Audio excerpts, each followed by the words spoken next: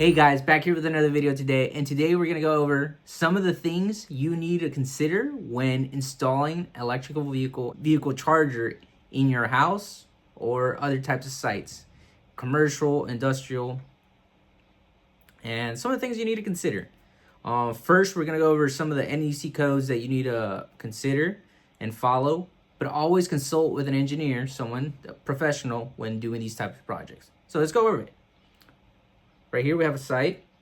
First, let's go over the electrical vehicles charging station. What type of vehicles look like, what type of chargers. These are some of the things you need to consider when you're working on a project. Sometimes you need different needs for your type of vehicle you have, whether it's a bus, a car, a smaller vehicle, a Tesla. And some of the other requirements would be power requirements. How big is the service at your house or in this business that you need to maybe upgrade your service? That might be more cost because you need to upgrade your service to provide a fasting charging time for your vehicle. So let's go over that. Let's jump right in. Some table of contents for you guys. Let's first go over the NEC codes. And then second, type of EV chargers that are out there. And some of the other things are the type of EV charging stations there is. There's level 1, level 2, and level 3. And let's kind of go over what are some of the differences between those. And some site requirements required for the type of application. And then installing it. Like, how do you install a charging station? What are some of the things you need to consider? And some future considerations when working on these type of systems. First and foremost is, again, preface this, always consult with an engineer when working on these type of projects. This is just guidance on what things to expect. First, NEC codes, kind of requirements. It's a bunch of jargon. If you're familiar with them, you kind of know what apply.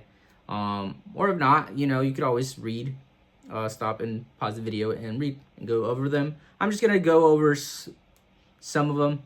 First, most of these are on section 625 of the NEC codes.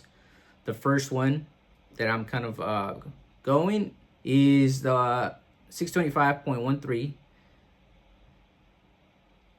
EV vehicles charging stations permitted to be cord and plug. Basically, it's a level 1 charger, which is a cord and a plug, and it might take 15 or 20 hours to charge your car, but it's a smaller, which is why they allow you to have a cord and plug installed in your residential home or business, but it might take longer to charge your car.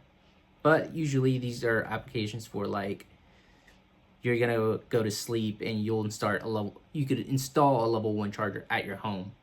And yeah.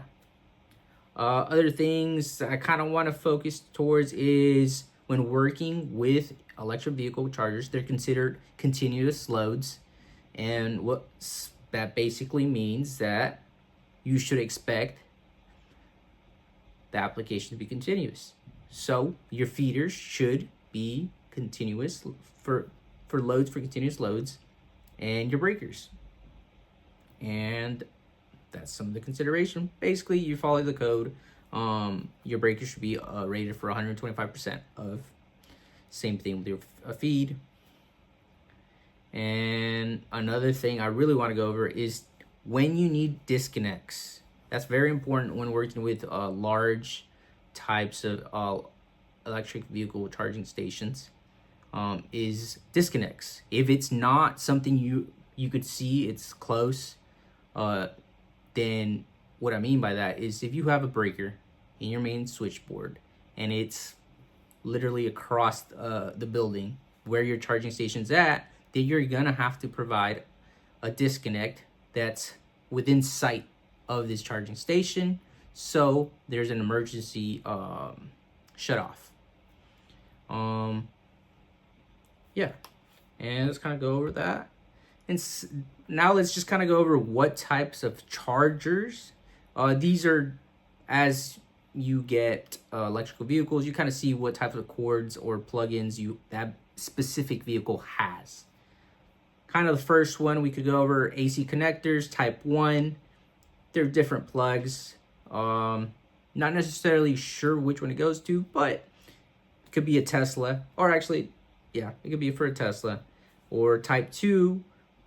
However, some of the distinctions between these chargers connections is the rate of charge. For DC connectors, those are typically faster chargers, basically for level 3 chargers. And we kind of will go over that further in a little bit. But yeah, just kind of different chargers you should expect. And you should, when you're picking a charging station, you should be able to find out if this particular charger works with that station, because not all chargers might be compatible, and that might be an issue for your project or your design. And some of the types of EV charging stations we have, or there is first, let's go in going through them. Level 1 chargers. They're usually rated for 110 and 120 volts. And usually 15 amps to 320 amps. And that's kind of how they work. They're cord to plug. So you just plug it into an outlet or a specific type of outlet. And you just plug it in. It might take 15 to 20 hours to charge your car, which is why it's a little bit, you have a little bit more freedom compared to these other superior chargers. And then there's the level 2 charger. These are usually rated for 208 or 240 volt and range between 20 amps through 100 amps. The higher the ampacity, so potentially the faster your car gets charged. And level 3 chargers are rated for 480 volts, usually range between 60 amps and 400 amps. Again, these types of chargers, usually DC chargers, faster capability, faster charge time. Could be, you could charge your car from 0% to 100 in maybe in an hour. Just depends on the type of application and the type of feeders that are connecting in between your chargers and the charger type capability. If it could charge 500 amps and your car has that type of capability, then you're going to charge a lot quicker. Some site requirements you need to remind yourself of when considering a project or application are: do you need to upgrade your service, your existing service? And usually homes don't have the largest service. They're usually 60 amps we're looking at. So when you're buying a new car and you're brand new, not Prius, but Tesla, you need to consider, do I need to upgrade my service to charge my car at home? And what is needed for me to have my Tesla charged at my house? And how fast do I want it charged? And these are the things you kind of need to consider when you want to have a new car, specifically for residential home. Things you need to think about. Another thing would be the location. Where do you want to typically have your charger at? Is it going to be outside? Is it going to be in my garage? And based on these type of applications, you're going to have to abide by NEC codes and obviously need to file a permit to get these types of chargers installed by electricians. And some other things, if this charging equipment doesn't need special things to operate, such as, do I need to provide new concrete foundation to support this equipment? As you'll see, some applications, such as level 3 chargers specifically, that I could think of is they have separate, there's a power bank, which takes your AC, converts it, that has an inverter, and converts it to DC, and you have feed in between, and goes to your charging station, and your charging station outputs the DC to your charger. And those are usually faster. What are the requirements? Based on the type of charging station you choose or charging you want, you're going to have to worry about these type of applications. And another thing would be site conditions. If you're going to be placing these chargers outside, what are the things I need to consider? The type of weather.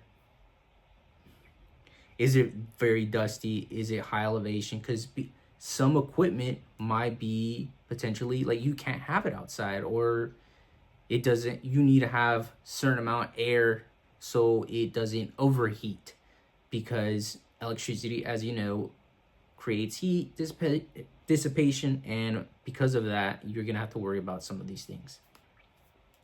And then kind of an example is always consult with an engineer, but an example, you're trying to add a level 2 charger at your house, a 40 amp. Basically, some of the things that charger might be, if it's a 2-pole single phase charger, then it's going to be 2-pole at your breaker and 240 volt. And basically, some of the feeders you'll feed this charger with is 2 hots and a ground, and type of conduit it's in, it would be either PVC or metal, depending, non-metallics. And grounding, you kind of, every application is different. It just depends on the type of charging station you end up picking. Is it wall mounted? Is this charging station metallic? Do you have to bond it? Is it separate? Is this charging station separate from the panel? Like if the panel is located in a different building and your charging station's on a different building, like you might have to consider separate bonding, grounding. And basically always consult with an engineer about that when you're not sure. And yeah, and then some of the other things when working with these type of projects is, are you gonna have future EV chargers installed for your house or business? Some of the things you need to consider.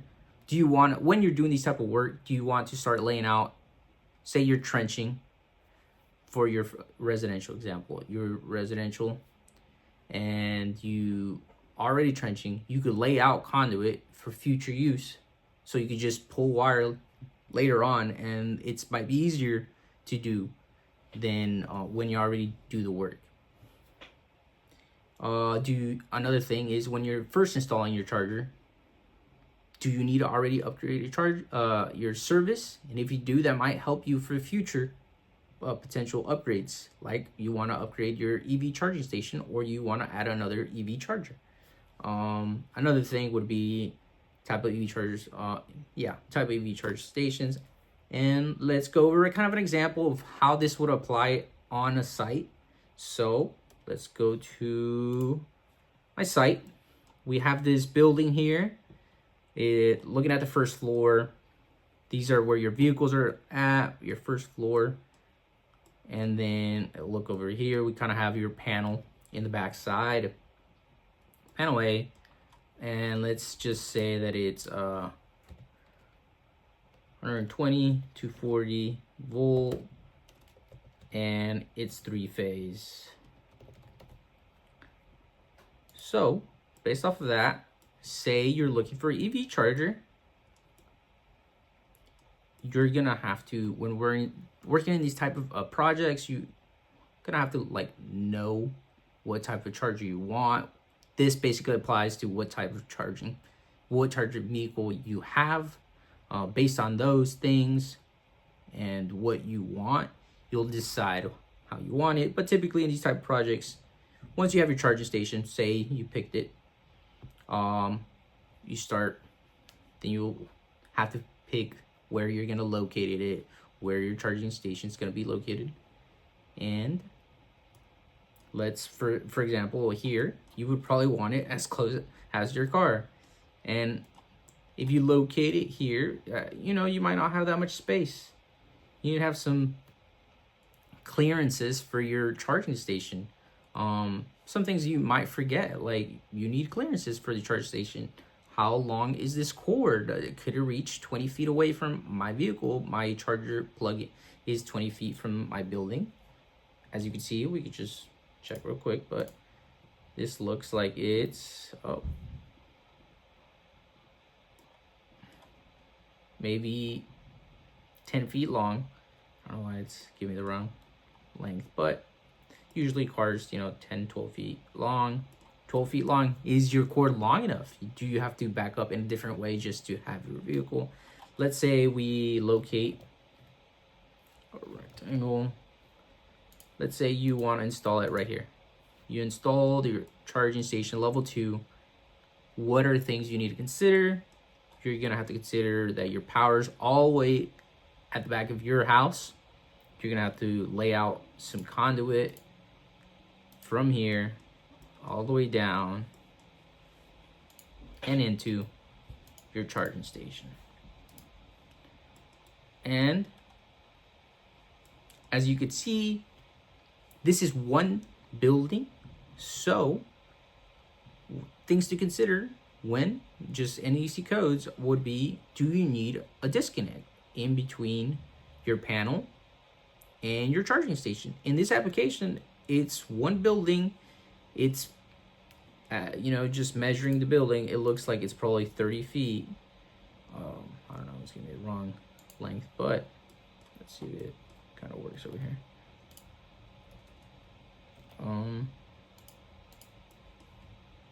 Well, it's not gonna be the wrong. It's pretty far. I would encourage, it just depends on your application, a disconnect. It's just a safety option. It's might run more money, but it's safe. It's safer. You have access to within site enclosure where you can just turn off power to your charging station for maintenance purposes and not have to run back to your building to turn off.